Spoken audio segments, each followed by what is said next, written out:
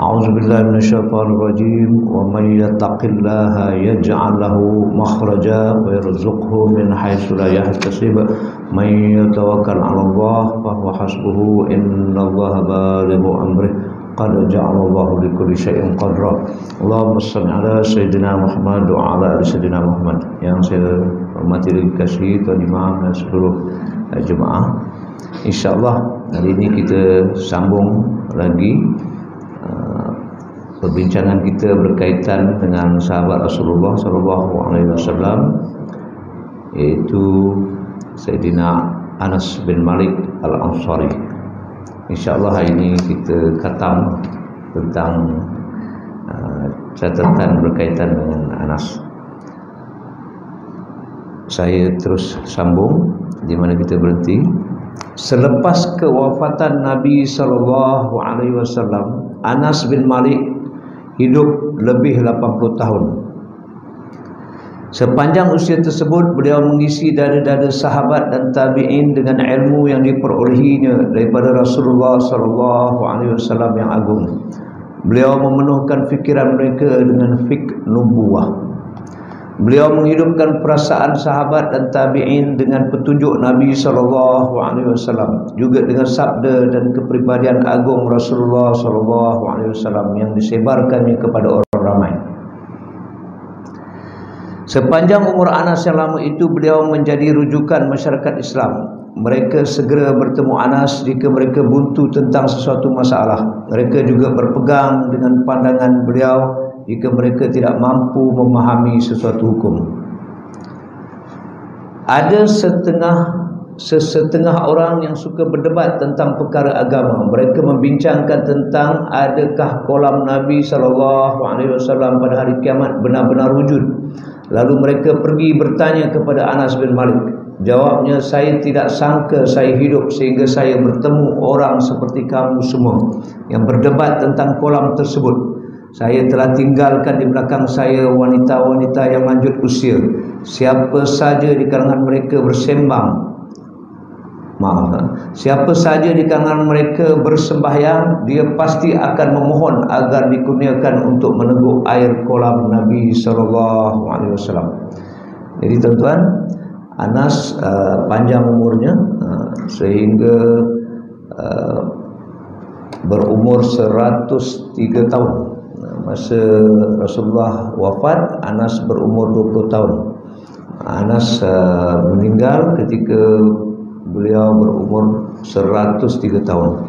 Jadi daripada catatan ni, apa yang kita faham, ada beberapa perkara. Pertama, bila kita memperolehi sesuatu kebaikan, mungkin di antara kebaikan yang diperolehi oleh Anas ialah dia sempat hidup bersama dengan Rasulullah, sempat menimba ilmu daripada Rasulullah, bukan secara lisan tapi secara praktikal. Dan apa yang dia lakukan ialah dia bukan beramal untuk diri dia sahaja, tetapi dia kongsikan dengan orang lain. Jadi paling tidak pun pengajaran yang kita perolehi ialah kita mungkin taklah banyak ilmunya, saya tuan-tuan sama je kita, tapi yang penting mungkin ilmu yang kita telah perolehi sama ada daripada ibu bapa kita, daripada guru-guru kita yang baik itu, bukan untuk kita simpan, tapi yang terlebih penting untuk kita amalkan dan sampaikan. Dan macam Anas ni menjadi tempat rujukan sahabat Rasulullah.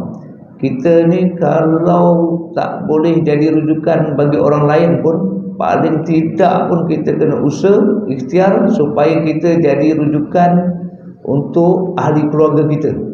Maknanya paling tidak pun kalau isteri kita ada masalah tentang bab hukum makam ni, kita boleh jawab lah, boleh jawab.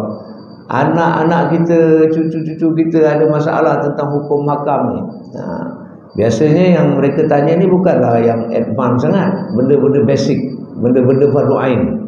Tapi yang kita patut sedih, kadang-kadang kita bab fardu ain pun kita tak boleh nak jawab lah. Anak tanya, contohnya apa, pegang kalau pegang tai cicak kalau kena dekat kaki kita batal tak wudu? Kita pun tak boleh jawab. Berat tu sebab benda tu sangat basic. Perkara yang membatalkan wudu ni tak termasuk pun tai cicak. Apa yang saya cakap ni pernah berlaku lah. Jadi bila anak saya tanya dia kena tai cicak, dia nak pergi angkat wudu balik, dia pun jam, dia pun terkejut. Tapi tak boleh cakap pada anaknya, tak batal wudu tu, bukan tai cicak. Apa nak batal wudu, pergi basuh je lah. Jadi tuan-tuan, kita kena berazam, ambil peluang Ramadan ni, doa banyak-banyak. Sebab Ramadan ni bulan yang penuh rahmat.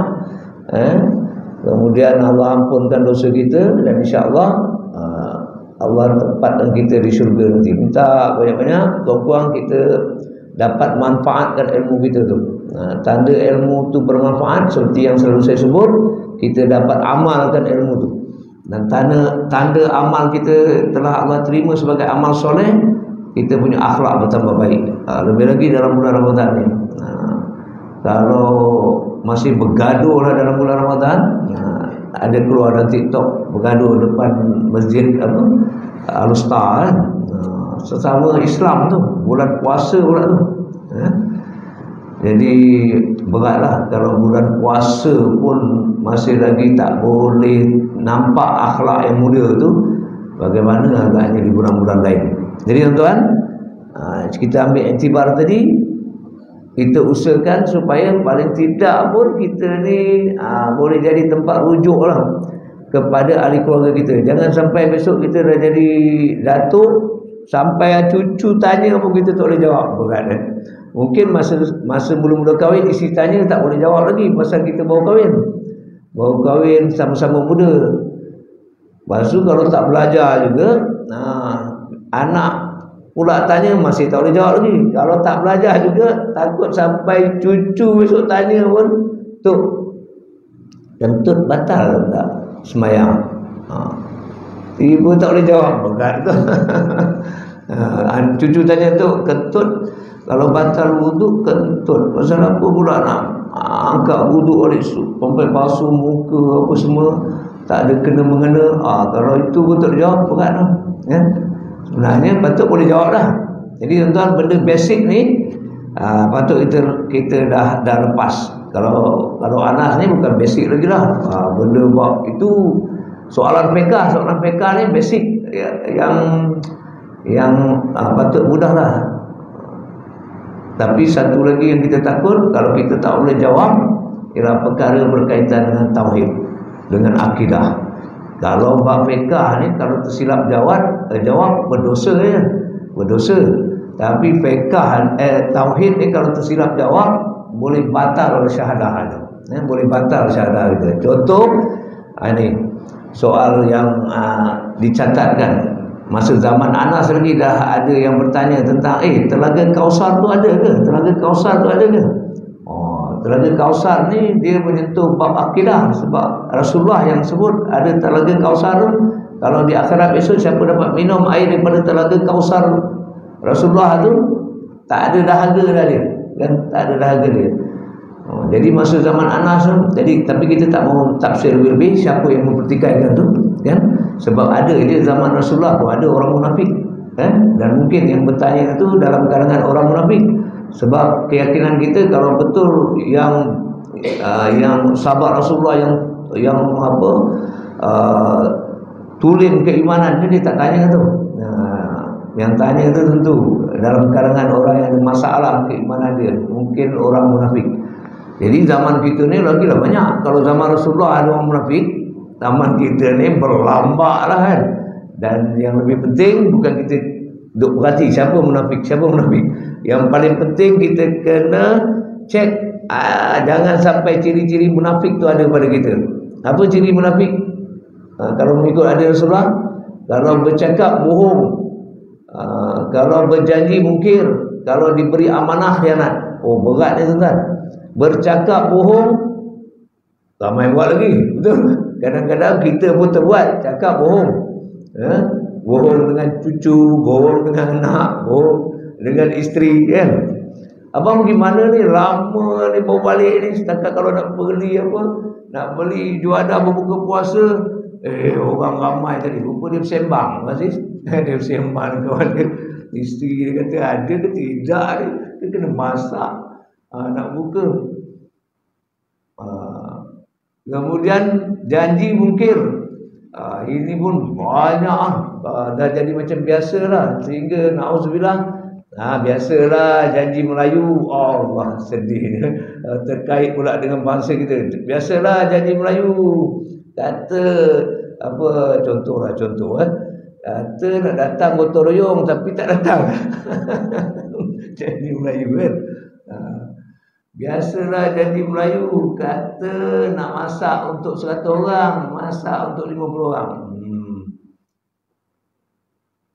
Patut kita bersungguh-sungguh, jangan sampai janji bohong. Dan ini lagi berat, yang ketiga apa dia? Bila diberi amanah khianat. Allahu Akbar. Ini paling takut dah. Jangan tuan-tuan ingat macam ni. Benda ni hanya terkena kalau kita seorang pemimpin masyarakat. Tak.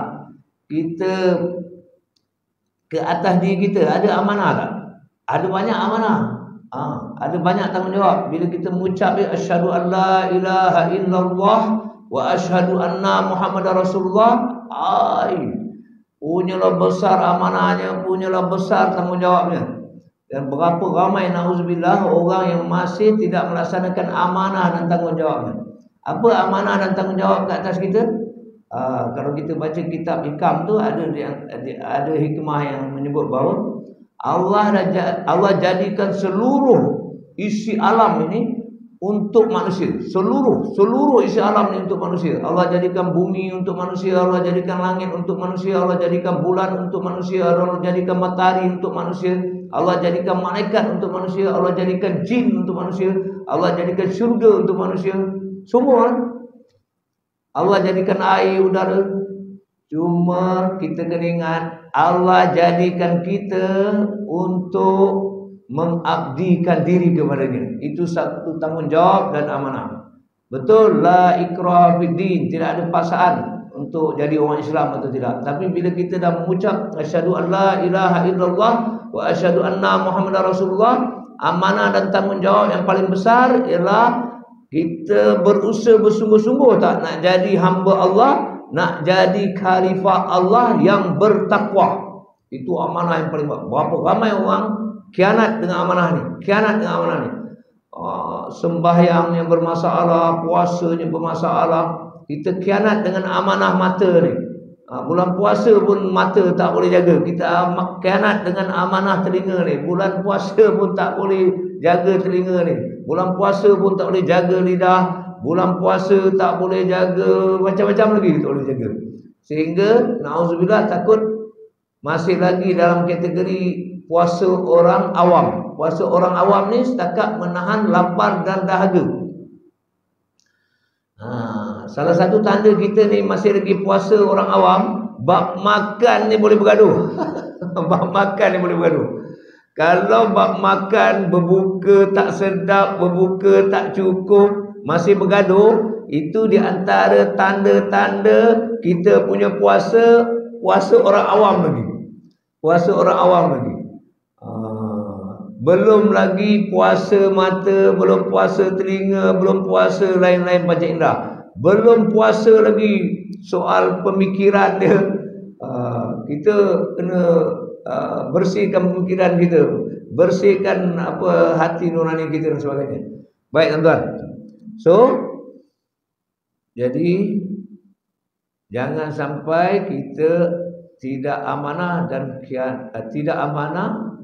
khianat terhadap kita punya tanggungjawab sebagai hamba Allah dan khalifah. Dan memang akhir zaman ni banyak perkara na'udzubillah. Kita tak dengar lah kat taman kita, tapi kalau kita tengok media sosial, macam-macam benda orang persoalkan tentang Islam ni. Makin ke penghujung, makin ujian dia makin berat. Pasal apa? Kalau dulu ramai lagi sahabat Rasulullah, tabi'in, tabi'in, ilmu mantap.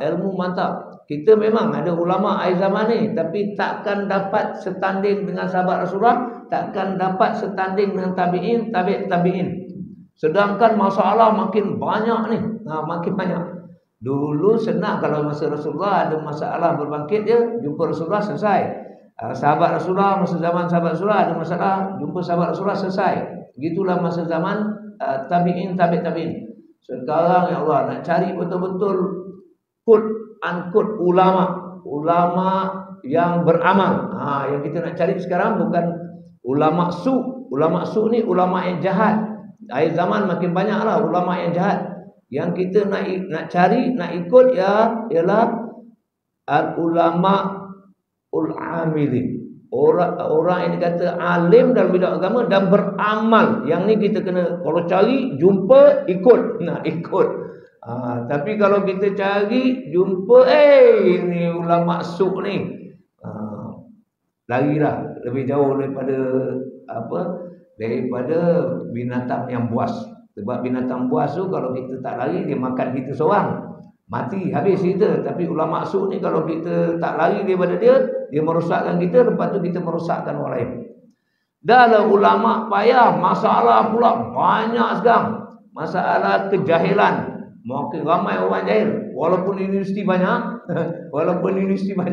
tapi masalah kejahilan khususnya dalam bab agama ni tak selesai. Sebab apa? Hatta orang yang belajar pengajian Islam di peringkat universiti pun sebenarnya belajar tak habis. Pasal apa? Minta maaf cakap, belajar kat universiti ni dia modul by modul, semester by semester. Satu modul tu memanglah tengok modul tu tebal macam ni. Satu semester ada 14 minggu je. Tak habis 14 minggu tu. Jadi pensyarah tebuk. Kalau yang datang belajar tu jenis kejap datang, kejap tak datang, banyak benda yang dia miss. Dah lah pensyarah tebuk tak habis, tak ajar semua. Dia pula tak datang. Lepas tu dia pula tak rajin nak pergi mentelaah dekat masjid surau dan sebagainya. Atau kalau dia belajar ke Azhar pun, dia setakat kat universiti je, dia tak pergi dekat masjid-masjid yang berdekatan tu menghadap guru-guru yang buka kitab daripada kulit ke kulit tu. Habislah. Itu sebab bila dah ada ijazah dalam bidang apa? Fiqh, usuluddin. Kalau kita nak tanya lebih-lebih pun dia mengelak. Pasal apa? Memang dah dapat ijazah tu tapi tak habis. Banding dengan yang dulu-dulu, kalau macam dulu-dulu, maksud saya sistem pondok tu, kitab dia belajar nipis je, tapi kulit ke kulit nak habis satu kitab tu, Masya Allah, bertahun-tahun. Tuan guru tu tak ada lah ijazah, tapi tak ada master, tak ada PhD, tapi dia boleh syarah. Dah nak cari ulama yang berkualiti tu payah. Masalah banyak ya Allah. Masalah ni datang bersama dengan teknologi, media sosial. Betul? Kadang dia ingat boleh main melakon-lakon. Ada benda yang jangan lakon-lakon dia jadi. Bab nikah jangan berlakon-lakon dia jadi. Kalau cukup syaratnya habis. Bab cerai-berai jangan main lakon-lakon dia jadi. Jadi tuan-tuan, jadi kita jangan heran kalau banyak isu kat luar tu yang orang mempertikaikan tentang syariat, mempertikaikan tentang bab tauhid. Jalan keluar dia, dan juga banyak mempertikaikan soal tasawuf. Jalan keluar dia kena cari guru. Kita alhamdulillah lah, di antara guru tauhid kita, pada saya jangan lari daripada beliau ialah Ustaz Muhammad Azim. Jangan lari. Itu tak jumpa tu dengan mudah kita dah dapat. Beliau sanggup nak mengajar kita kan. Bulan puasa pun beliau datang. Cuma kita lah, saya tak kata orang lah, kita itu saya lah. Lama dah tak dapat ikut. Baik tuan-tuan, Anas bin Malik sentiasa hidup dengan memori bersama Rasulullah SAW sepanjang hayatnya. Beliau amat gembira ketika kali pertama bertemu Nabi SAW, manakala air mata kesedihannya bercucuran ketika hari kewafatan baginda SAW. Beliau sering mengulang dan menyebut kata-kata baginda. Anas bin Malik juga bersungguh-sungguh untuk mengikuti perbuatan dan kata-kata Rasulullah SAW. Cinta apa yang dicintainya, benci apa yang dibencinya. Ini ayat penting tuan-tuan. Kalau kita betul-betul nak mendapatkan cinta Rasulullah, dan cinta Rasulullah ni sangat penting, tak mungkin kita dapat cinta Allah melainkan kita dapat cinta Rasulullah. Jadi Rasulullah dah tak ada dah depan mata kita, tapi kita kena berusaha bersungguh-sungguh untuk mendapatkan cinta Rasulullah. Dan insya-Allah kalau kita dapat cinta Rasulullah, pasti kita akan dapat cinta Allah. Pasal bila kita dapat cinta Rasulullah, iaitu kita cintakan Rasulullah, kita suka apa yang Rasulullah buat, dan insya-Allah kita ikut apa dia buat. Kita benci apa yang Rasulullah benci, dan kita tinggalkan apa yang Rasulullah benci. Sebenarnya benda itu sekaligus itulah yang Allah suruh. Kita buat seperti mana yang Rasulullah suruh, kita tinggal seperti mana yang Rasulullah larang. Sebenarnya itulah yang Allah kehendaki kita buat. Matlamat kita cinta Allah, tapi jalan nak menuju kepada cinta Allah itu ialah dengan mencintai Rasulullah. Tak mungkin kita dapat cinta Allah, tak mungkin kita sampai kepada ma'rifatullah kalau kita tak cinta Rasulullah. Ramai orang kat luar sana tetap tak cakap tentang apa hakikat makrifat. Dia sebenarnya hakikat makrifat ni kurnia Allah, yang Allah suruh kita usahakan, yang syariat dan tarikat. Syariat dan tarikat itu kita kena usahakan. Hakikat dan makrifat itu Allah bagi. Allah bagi pada mereka yang dah jaga syariat dan dah bertarikat. Maksudnya jaga syariat, belajar ilmu fiqh, belajar ilmu tauhid, belajar ilmu tasawuf, kemudian amalkan. Amalkan itulah tarikat. Tarikat yang wajib ialah amalkan syariat.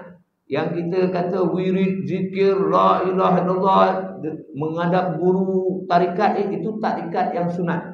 Tapi tarikat yang wajib ialah belajar semua. Bab fiqh, tauhid, tasawuf, kemudian amalkan. Kalau kita dah belajar, beramal berdasarkan ilmu tadi yang tepat dan benar, insya-Allah Allah akan bagi hakikat tu, Allah akan bagi makrifat tu. Ni hadiah, ni hadiah. Tapi kat luar sana kadang klaim saya orang hakikat, orang makrifat. Dengar ajalah, kan? Hakikat ni secara ringkas maksud dia macam ni. Kita lihat semuanya milik Allah. Hakikatnya kita ni pun bukan milik kita. Kita ni milik Allah. Itu hakikat. Semuanya milik Allah hakikatnya. Kita sendiri bukan milik diri kita. Mata bukan milik kita, milik Allah. Telinga, itu sebenarnya hakikat. Makrifat, makrifat ni kita dah rasa dalam hati kita. Dah rasa, bukan buat-buat. Dah rasa dalam hati kita, tapi jangan dilapaskan, nanti dia jadi fitnah. Tapi kita dah rasa dalam diri kita, di mana saja kita berada bersama dengan Allah, di mana saja kita rasa diperhatikan oleh Allah. Walaupun kita diam, kita tahu kita sedang diperhatikan oleh Allah. Walaupun kita seorang, kita rasa diperhatikan oleh Allah. Itu orang makrifat sebenarnya. Bukan bila sebut orang makrifat ni, boleh terbang sini, boleh terbang sana. Itu adalah karamah, ma'unah ke sebagainya. Tapi karamah, ma'unah ni pun bukan dipelajari. Itu hadiah Allah bagi. Dan kalau betul orang tu dapat karamah dan ma'unah, dia pun tak sembang dengan orang. Sebab itu rasil, itu hadiah khas Allah bagi pada dia, rasil. Kalau cerita kat orang boleh jadi fitnah nanti. Tapi yang duk sembang kata ada karamah apa tu, itu sebenarnya benda-benda biasa, benda-benda biasa. Dia boleh meloncat atas pokok tu, itu benda-benda biasa. Kalau betul karamah, ma'unah yang diberi kepada wali-wali Allah, kekasih-kasih Allah ni, dia tak sembang. Dia tak sembang.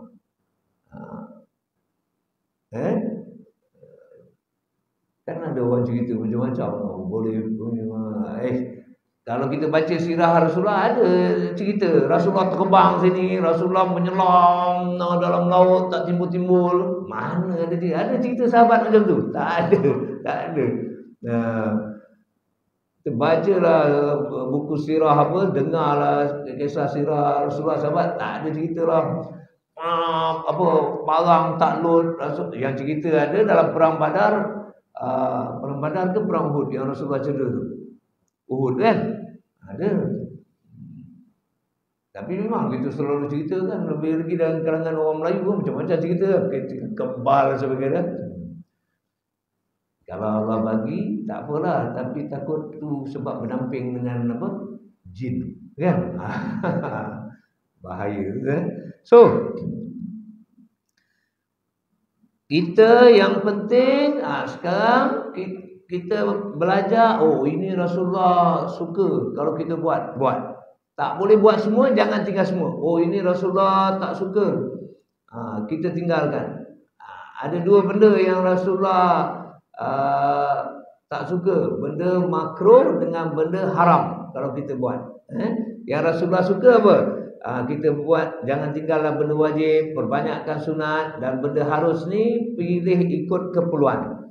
Ni bulan puasa tuan, ambil peluang mujahadah. Saya nak kempen lah. Tinggalkan benda makruh, tinggalkan benda haram bulan puasa ni. Jangan bila azan maghrib je Allahu Akbar, kita pun lepas teguh air pun kita syukur kan. Tinggalkan dengan niat, ya Allah, aku nak tinggalkan benda ni sebab Rasulullah tak suka. Bila Rasulullah tak suka, mana Allah tak suka. Benda makruh ni di akhirat bila dibentangkan balik, kita buat benda makruh tu, kita punya malu, daging-daging. Makruh. Benda haram apa lagi? Dan kat dunia ni kalau buat benda yang mengaibkan, boleh menyorok lagi kan. Nyorok dalam rumah tak keluar seminggu kan, sebab kita ada buat benda aib. Tak, akhirat mana nak menyorok tuan-tuan? Tak boleh menyorok lah. So kenangan yang paling sering diingatinya ialah hari pertama beliau bertemu Rasulullah sallallahu alaihi wasallam dan hari kewafatan baginda sallallahu alaihi wasallam. Apabila beliau mengingati hari pertama, yakni masa mula dia jumpa Rasulullah, beliau merasa amat bahagia. Namun apabila teringat tentang hari kedua, beliau menangis dan orang sekelilingnya juga turut menangis. Ini kalau kita pergi umrah ke ziarah Rasulullah, dapat kita rasa benda ni, walaupun tak seperti Anas rasa lah. Anas tengok live. Kita kalau pergi umrah kali pertama tu, ya Allah, turun landing dekat airport Madinah tu naik bas, kita tak tidur dah Mazif. Tak tidur dah sebab nak tengok, bukan dapat tengok makam Rasulullah, dapat tengok dia punya menara Masjid Nabawi tu. Dah tak boleh dah. Atas bas tu dah sebak dah kan, dah sebak dah menangis. Lepas tu turun dekat bas tu, turun ke hotel lagi, kita kena, kalau boleh kita nak tinggal je beg tu, lepas tu nak pergi dia punya seronok lah. Mutawi kata kena simpan tu. Lepas tu biasa kita sampai sebelum subuh, simpan. Tak pernah kita buat dah kat Malaysia. Kalau boleh, kalau kat Malaysia ni kita nak lepak dulu kan, kalau kita pergi outstation. Kat sana tak fikirlah nak luruskan pinggang pun, letak barang. Lepas tu dia kata dah boleh, subuh dekat nak masuk je Masjid Nabawi tu, dia cari dia tanya kat mana kubah hijau. Tak boleh masuk Raudhah lagi, tapi dapat Raudhah kali pertama. Dan memory tu sampai, kalau tanya orang yang dah dapat memory tu, ada tak kenangan yang lebih indah daripada tu? Tak ada dah. Pergi Switzerland ke, pergi England ke, cantik macam mana suasana kat sana, waktu sehari semua dah tak ada. Dah jatuh grade nombor berapa tahu. Tapi memory yang kita rasa paling indah sekali ialah itulah kali pertama dapat ziarah Rasulullah. Sebab Rasulullah kata siapa dapat ziarah Rasulullah walaupun masa wafatnya, itu macam dia jumpa Rasulullah masa hidup Rasulullah. Itu soal akidah tu. Jangan tak yakin pula. Macam mana pula. Itu soal akidah. Okey. Baik. Dan kalau Anas ni masa wafat Rasulullah tu sebenarnya, dan kita ni biasanya bila nak meninggalkan Madinah tu sedih lah. Sedih. Sebab kita tahu dapat tidak datang. Cuma kita memang doa lah, dapat datang lagi. Sehingga ada seorang sahabat saya ni, dia, ya Allah, tiap tahun berapa kali ulang alik, Allah makbulkan doa dia. Sebab masa mula-mula dia dapat pergi buat umrah tu, memang dia berdoa, ya Allah, dia nak datang uh, buat umrah ni tiap-tiap tahun, tiap-tiap tahun. Lepas tu dia upgrade dia punya doa tiap-tiap bulan. Dan sekarang memang dia tiap-tiap bulan pergi. Dia ada agensi umrah. Dan dia buat agensi umrah tu, di antara manfaatnya yang dia dapat ialah tiap-tiap bulan memang dia pergi. Tiap-tiap bulan dia pergi. Ya Allah, kadang saya tengok dia update tu, sampai dah. Sampai dah. Ni kalau tiap-tiap tahun memang daripada awal Ramadan sampai raya dia duduk sana. Tapi tak apa tuan, kita tak dapat macam tu pun tak apa. Tapi hati kita hari-hari rindu kepada Rasulullah. Hati kita hari-hari kena ingat Rasulullah. Macam mana? Jangan tinggal selawat. Paling pendek pun selawat Jibril. Sallallahu alaihi Muhammad. Sallallahu alaihi Muhammad. Paksa diri kita bang. Paksa diri kita tiap-tiap hari. Takkan cukup 5 kali sehari je. 5 kali sehari itu selawat dalam apa? Tahiyat akhir. Lebih kena up lagi. Tapi imam nak buat masa jemaah ni kan takut jemaah tak boleh tunggu. Tapi kalau lah kita boleh disiplinkan diri kita, lepas sembahyang tu duduk sekejap, buat 10 kali pun tak apa kan. Allahumma. Kalau boleh up berapa? Tak payah letak limit. Teringat je selawat. InsyaAllah atas niat kita nak menanamkan cinta pada Rasulullah, InsyaAllah Allah bagi. InsyaAllah Allah bagi. Kalau dapat dia punya rasa tu, jangan cerita orang. Itu hadiah. Tapi kalau ada dapat rasa tu, memang itulah rasa paling indah. Rasa sentiasa ingat Rasulullah tu rasa yang paling indah. Tapi macam mana nak dapat? Usahalah. Mula-mula usaha berselawat, lepas tu niat, ya Allah aku nak amal sunnah Rasulullah. Dan tak mau tinggal lah, tak mau tinggal. Dan selalu saya ingatkan diri saya dan tuan-tuan, lepas ni jangan tinggallah solat sunat witir. Jangan tinggal. Dan alhamdulillah surah kita dah mula dah setiap malam tarawih baca surah Al-Mulk. Itu pun sunnah Rasulullah, jangan tinggallah. Itu kita punya peguam bela besok. Masa kita kat mana? Baris? Dalam kubur. Saya bila teringat kubur seram sejuk sekarang. Seram sejuk sebab seorang-seorang tu.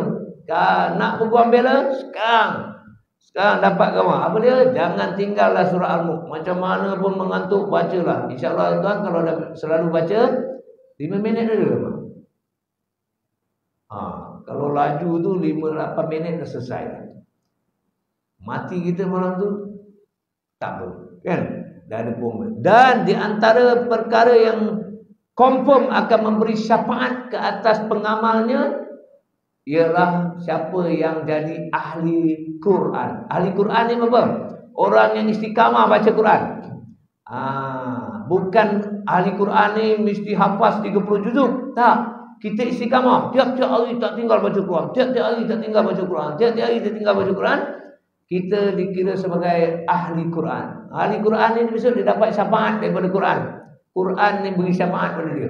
Dan di antara yang beri syafaat juga pada kita di akhirat besok adalah puasa. Itu sebab umat Muhammad ni banyak kelebihan dia. Quran bagi syafaat kat dia, puasa bagi syafaat kat dia. Rasulullah bagi syafaat. Kemuncak sekali syafaatnya daripada Rasulullah sallallahu alaihi wasallam. Baik tuan-tuan.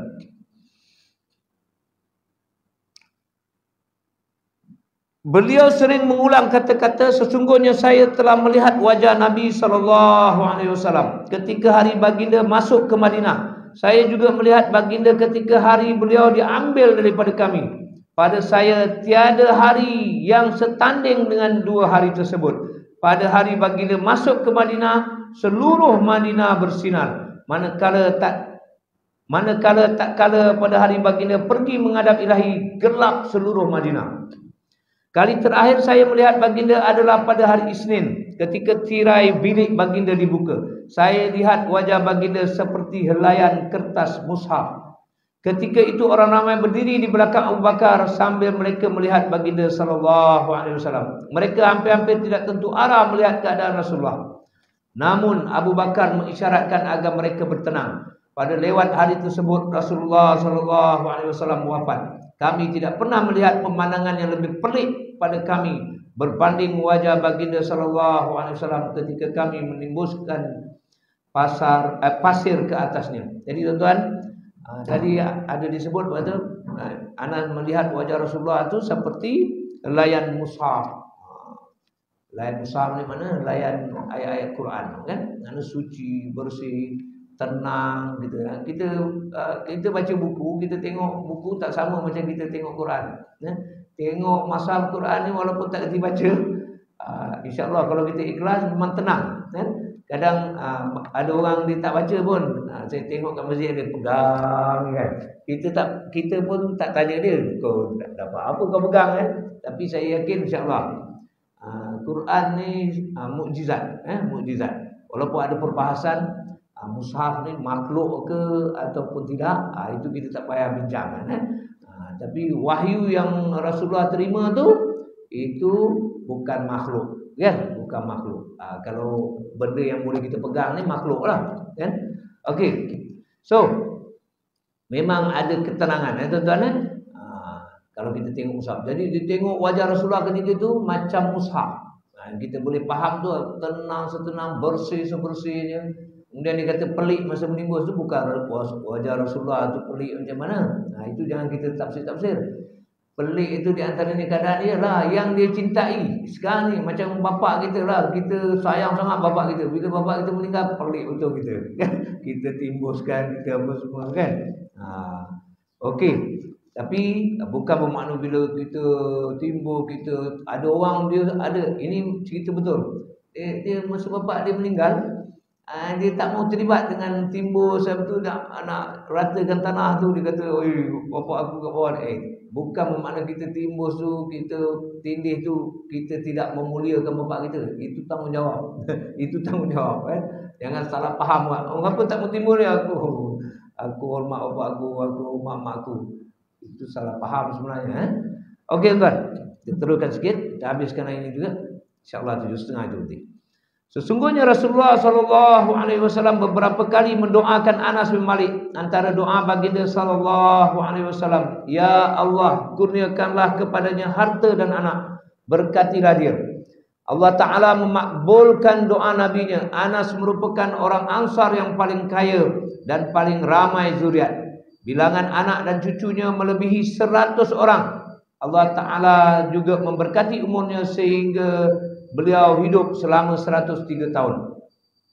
Anas bin Malik radhiyallahu an amat berharap memperolehi syafaat Nabi sallallahu alaihi wasallam pada hari kiamat kelak. Beliau sering berkata, "Sesungguhnya saya berharap dapat bertemu Rasulullah sallallahu alaihi wasallam pada hari kiamat. Saya akan katakan kepada baginda, 'Wahai Rasulullah, ini khadam kecilmu Unais.'"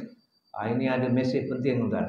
Anas yang hebat macam tu pun dah sampaikan apa yang Rasulullah sampaikan pada dia, dah tunjukkan kepada sahabat apa yang Rasulullah tunjukkan kepada dia pun, dalam hatinya masih lagi merintih, minta dapatlah syafaat Rasulullah. Kalau kita tak adalah rasa macam tu nak merintih, berat, kan? Sebab amal kita, ilmu kita tak banyak mana, amal kita tak banyak mana, dah lah ilmu tak banyak mana. Daripada yang kita tahu sikit tu pun kita tak beramal sangat, kan? Tak beramal sangat. Contoh, kita dah boleh baca Quran, kadang kita tak baca Quran. Dalam satu hari mesti baca Quran, kan? Sebab kita baca macam-macam. Kita baca apa paling tidak, tidak lagi kita baca WhatsApp. Baca apa lagi? Tak sekejap lagi kita baca Facebook kita. Apa kita nak jawab besok depan Allah? Kita tak baca Quran. Aku tak reti ya, tak lancar. Siapa tak lancar, apa dia panggil? Terbata-bata. Dia dapat 2 pahala. Pahala pertama pasal dia baca Quran tu. Pahala kedua yang orang dah lancar tak dapat, dia dapat ialah tergangkak-gangkak tu Allah bagi pahala. Jadi itu sebab tak apa ni tadarus. Saya minta maaf tak dapat join tadarus ni sebab dibagi satu amanah tanggungjawab untuk bertadarus dekat sana lah dengan satu grup. Jadi tadarus kat sini pun kena hidup. Orang perempuan alhamdulillah dia on, tapi orang lelaki kita macam apa, terputus. Tapi alhamdulillah ada buat satu alternatif, kita baca Al-Mulk. Mudah-mudahan Allah terimalah itu tadarus untuk kita di sini, ya. Baik tuan-tuan. Jadi Anas pula apa lagi harapan dia? Besok dia tahu dia nak menghadap Rasulullah, dia nak ada jawapan yang dia nak ada dialog. Dia kata apa, kalau dia jumpa Rasulullah besok, dia cakap kepada baginda, wahai Rasulullah, ini khadam kecilmu Unais. Buka ayat tu kan biasa-biasa khadam. Masa Rasulullah hidup dia jadi khadam kepada Rasulullah. Rasulullah dah wafat pun dia jadi khadam pada Rasulullah. Macam mana? Apa yang Rasulullah sampai pada dia tu dia sampaikan. Kita apa agaknya kita? Ya Rasulullah, aku ni dulu umat engkau yang aku tak boleh tidur melainkan aku sampai satu perkara yang kau pernah sampaikan pada sahabat engkau, kemudian sampai pada tabi'in, akhirnya sampai pada lu. Cuba kita fikir, apa kita nak cakap kan? Takut Rasulullah na'udzubillah. Takut Rasulullah tak kenal. Rasulullah kenal umat dia, tapi ada tanda-tanda dia, ya? Di antara tanda-tanda dia tanda wudu. Besok berapa ramai manusia daripada Adam tu tak tahu ramai, tapi Rasulullah tahu ni umat dia wudu. Itu sebab tuan-tuan, orang yang sembahyang ni sekurang dia dah ada satu tanda. Tapi berhati-hati, angkat wudu biar betul. Angkat wudu biar betul. Saya pun lemah juga. Bukan suka sangat nak perhati, tapi kadang kita perhati. Alamak, brother ni, maksud saya brother tu dah tua kan, angkat wudu. Sebab saya perhati tu, saya tengok cepat betul dia angkat wudu. Tengok dekat sini mak saya nampak kering. Sapu betul-betul lah, lebihkan sikit kan. Ini besok jadi tanda, besok bercahaya sapu betul-betul. Itu tak termasuk kita angkat wuduk tu, insya-Allah kalau betul caranya, gugur dosa-dosa kecil gitu. Gugur dosa besar, dia gugur dengan taubat ya. Dosa besar gugur dengan taubat. Dosa kecil ni kita banyak dosa kecil, betul tak? Ini dosa kecil ni. Baik. So, tuan-tuan, usahakan buat sesuatu. Apa Rasulullah kata? Balighu anni walau ayah. Sampaikan daripadaku walaupun sepotong ayat. Saya tak pandai ni nak cakap pada orang, kan orang segah. Dah tiap-tiap hari buka hadis Rasulullah. Kat rumah ada kitab hadis tak hadis? Kitab Syam. Buka, di antara benda kita boleh buka, buka kitab hadis atau Quran. Kita baca, kalau nak pergi kat isteri nak cakap kan, dia tak ada masa, kita baca kau buat. Niat kita, aku dah sampaikan. Dia dengar tu, sambil dia masak ke sama dia dengar. Kan? Okey. Okey tuan-tuan, tatkala Anas bin Malik jatuh sakit dan hampir meninggal dunia, beliau berkata kepada kaum keluarganya, ajarkan saya la ilaha illallah Muhammadur Rasulullah. Beliau terus melafazkannya sehingga beliau meninggal dunia. Beliau mewasiatkan agar tongkat pendek kepunyaan Rasulullah SAW dikebumikan bersama-sama jenazahnya. Maka tongkat tersebut diletakkan di dalam bajunya. Okey, ada dua perkara ni. Yang pertama tu dia, hebatnya Anas ni sampai nak meninggal tu pun dia masih lagi dalam keadaan Allah pelihara. Dia boleh minta diajarkan. Minta diajarkan. Sebenarnya ada maksud tersirat tuan-tuan.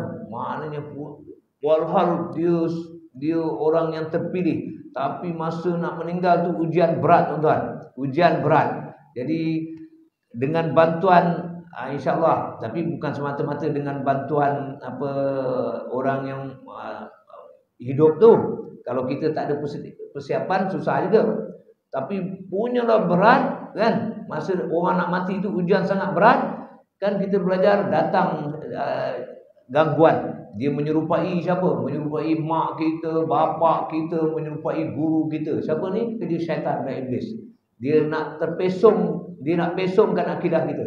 Ketika itu bantuan kita dengan kalimah la ilaha illallah tu sebenarnya membantu orang yang nazak. Itu sebab bila dah nak meninggal, dah tanda nazak, siapa yang menyebut nak sembang, tolak air ke tepi. Kan? Ini berlaku masa ayah saya nak nazak tu. Ialah ada yang duduk jauh daripada Melaka, dia pun telefon. Dia pun telefon. Jadi yang angkat telefon tu betul-betul ada dekat ujung kepala bapak saya. Kita masa tu tak mau bapak kita dengar perkataan lain melainkan la ilaha illallah. Jadi saya tolak ya. Saya tolak ke tepi dan tak ada cakap tepi lah. Sebab kita pun kena jaga, jangan sebut kata lain la ilaha illallah. Dan alhamdulillah yang kena tolak tu pun faham mengapa saya tolak. Kan? Kalau dia tak faham, saya tolak kuat lagi lah biar tersungkur. Tapi saya tolak perlahan, dia pun pergi. Sebab tu tuan-tuan, bukan semua orang boleh duduk tepi orang nak meninggal ni. Ada yang dia bersembang tu, suruh dia pergi jauh pun saya. Kan? Suruh dia pergi jauh. Kalau nak menangis, pun suruh pergi jauh. Suruh pergi jauh. Yang duduk tu, yang boleh bantu orang nak nazak tu, jaga kalimah dia. La ilaha illallah. Apa tak boleh buat macam tu, lebih. Walaupun tu di mata kita macam seolah-olah anak kesayangan ke cucu kesayangan ke, out you go. Masa tu ke atuk ni, saya datang, saya datang. Hoi, pergi. Pergi. Kau datang satu hal tu, datang tu, syaitan datang tu, menyerupai macam-macam tu. Kau cakap macam tu, kau jadi sekupu dengan syaitan tu, nak mengganggu orang meninggal. Ke tepi. Kan? Jadi nampak macam keras kan, tapi kena ada ilmu juga bila nak bantu ahli keluarga kita yang terdekat. Jangan kita sibuk macam ni. Ni kita tengok dah nazak ni. Assalamualaikum, ni. Cepat datang sikit. Mak dah nazak ni. Cepat. La ilaha illallah. Masa mak saya nak meninggal dekat hospital dulu. Masa tu saya dengan adik saya Cik Gudin. Cik Gudin ada sebelah kiri, saya sebelah kanan. Cik Gudin baca Yasin. Lepas tu tengok oksigen mak saya dah turun dah. Makin laju. Cik Gudin pandang saya kata, angguk je terus. Dan saya tarkin. Habis mak saya pun meninggal. Saya ingat lagi Cik Gudin peluk saya kata, saya tepuk 3 kali. Saya tepuk 3 kali tu mana okey lah. Gitu loh mak. Lepas tu ada lah yang sampai mengapa tak telefon. Saya kata saya nak tanya. Masa mak nazak tu yang penting aku telefon ke orang semua ke aku hadap mak?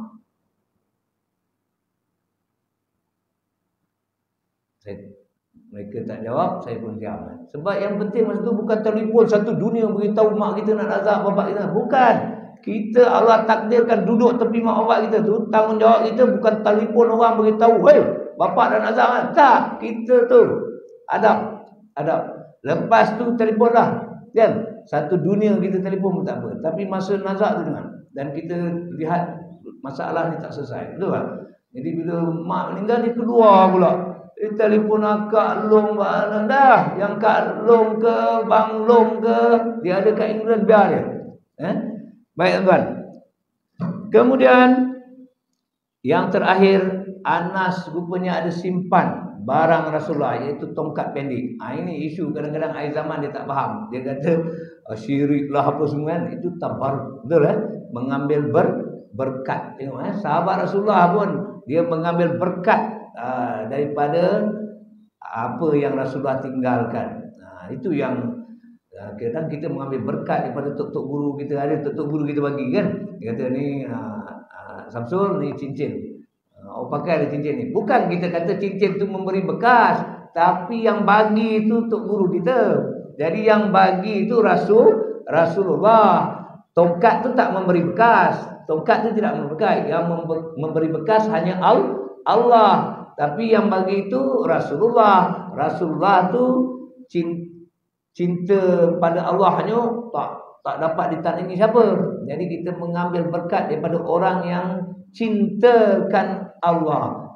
Itu siapa? Anas dengan Rasulullah. Kita pula mengambil berkat daripada orang yang cintakan Rasulullah. Orang yang cinta Rasulullah tu insya-Allah dia dapat kecintaan Allah. Cuma kita kena jaga akidah kita.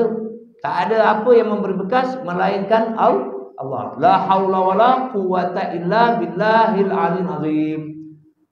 Tapi tak salah nak ambil benda-benda yang apa daripada orang-orang alim dan sebagainya. Ada orang simpan.